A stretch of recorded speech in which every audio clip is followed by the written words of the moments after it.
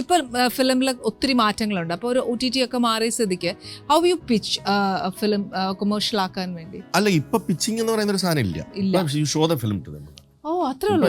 അത്രേ ഉള്ളൂ. ബാക്കി ഫോർമാലിറ്റീസ് ഒന്നുമില്ല. there is no pre-buying. Yeah, there is no pre-selling. അപ്പൊ ഇപ്പം നേരത്തെ അത് അപ്പം സോ ഈസി ആയി കമ്പാരിറ്റീവ്ലി. ഈസി എന്നല്ല, ഇപ്പൊ റിസ്ക് കൂടിയിട്ടുണ്ട്. ഇപ്പൊ now it has to work in the box office. അല്ലാത്ത സിനിമകള് throw away price after bulk buying അതിൻ്റെയൊക്കെ ഭാഗമായി പോകും.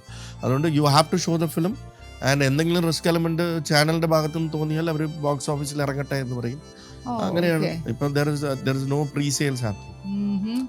സാറിന് ഒരു എക്സ്പീരിയൻസ് ഉണ്ടാവുമല്ലോ when you came to industry and where you are standing now, what the experience was? I mean especially അത് നമ്മൾ pre Covid and post Covid എന്ന് പറയുന്നത് ACBC പോലെ ഇൻഡസ്ട്രിയിൽ ഒരു ഡ്രാസ്റ്റിക് ചേഞ്ച്, ഭയങ്കരമായ ചേഞ്ച്. അതായത് എന്താ പറയുക, ഒരു സ്മോൾ ഹൗസ് ഹോൾഡ് അല്ലെങ്കിൽ നോർമൽ ഹൗസ് ഹോൾഡിന് സ്മോളർ ടൗൺ, വില്ലേജ് ഇല്ല ടൗൺ പോലും ഒരു ഇന്റർനാഷണൽ കണ്ടന്റിലേക്ക് എക്സ്പോസ് ചെയ്യപ്പെട്ടിട്ടുണ്ട്. ഒരു ഹൗസ് വൈഫ് പോലും when your son sits and watch a series, you are forced to watch it in a single TV home. അല്ലേ? കിച്ചണിൽ നിൽക്കുകയാണെങ്കിൽ പോലും നമ്മളൊന്ന് എത്തി നോക്കും, കൊള്ളാലോ എന്ന് പറഞ്ഞിട്ട് അവരില്ലാത്തപ്പോൾ ചിലപ്പോൾ you will start watching series അല്ലേ?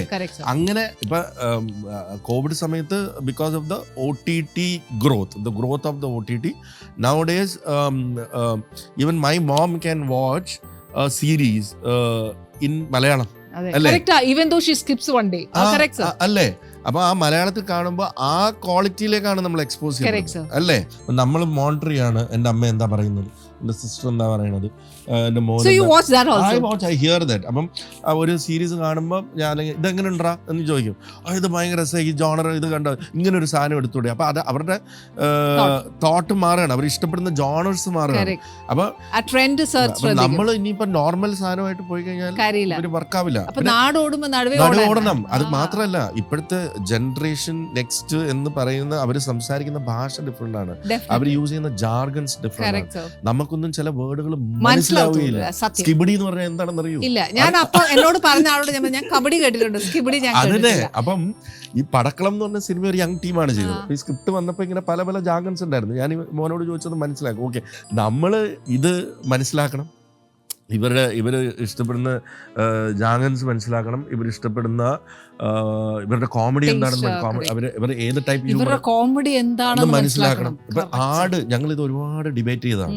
ആട് എന്ന് പറയുന്ന സിനിമ ഇന്ന് യങ്സ്റ്റേഴ്സ് ആണ്. ഒരു പടം ഒരു സിനിമ ഹിറ്റാണോ അല്ലേ എന്ന് ഡിസൈഡ് ചെയ്യുന്നത് യങ്സ്റ്റേഴ്സ് ആണ്.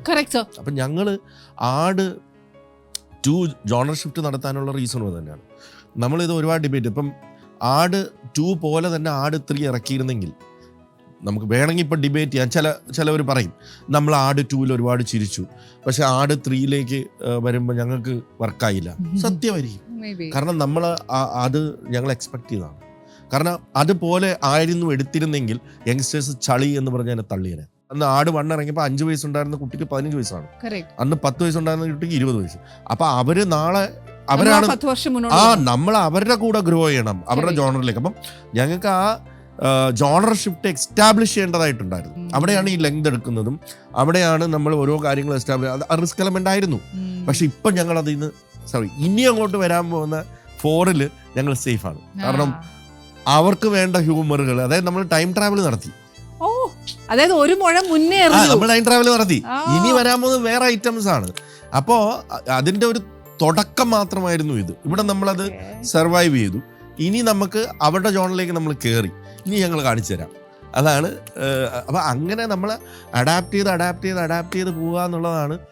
നമ്മൾ ഒന്ന് ഉറങ്ങിപ്പോയാൽ മാറിപ്പോകും. Now I can understand the success behind the Friday movies. ആരുടെ തലയാ നല്ലതായിട്ട് work ചെയ്യുന്നതെന്നുള്ളത് I could understand from your sentence now, sir. Ali's Kitchen. Let's cook with love.